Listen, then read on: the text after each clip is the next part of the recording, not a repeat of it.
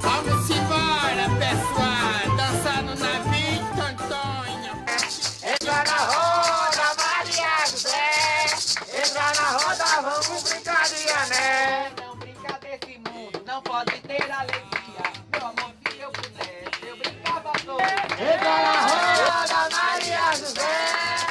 Entra na roda, Agora, dona Maria José, pode falar, minha filha. Pois olha, o trabalho de vocês é ótimo, maravilhoso. Vocês estão de parabéns. E o Coronel do Gero foi meu amigo, muito meu amigo. Dancei, gritei, pulei, brinquei com ele. Ele era um amor de criatura. Muito divertido e vocês são maravilhosos. Viva a Dona Maria José! Viva!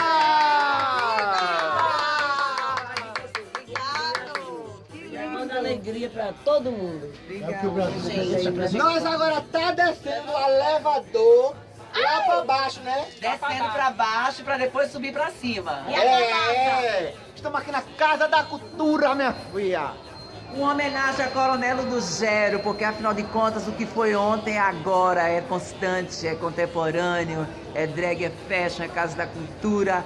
E viva o ontem, o hoje e o depois. Viva! Balança o galho da limeira! Balança o galho da limeira! Ela é muito bonita, filha de uma pessoa que tem uma personalidade boa e também é uma coroa. Balança o galho da limeira! Balança o galho da limeira! Balança o galho da limeira! Balança o galo da limeira. O navio pelo mar, e um gato no passeio, um macaco sanfoneiro e um bebê no casar. E o negro João Mendonça abraçado. Viva Pernambuco! São Paulo, levanta a mão! Quem é do Rio de Janeiro? Rio de Brasília! Viva o Brasil!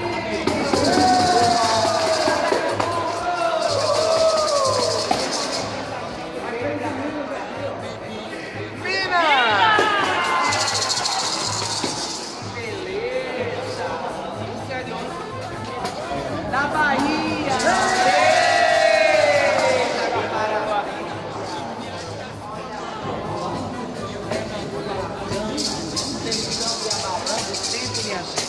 E vamos embora, minha filha! Vamos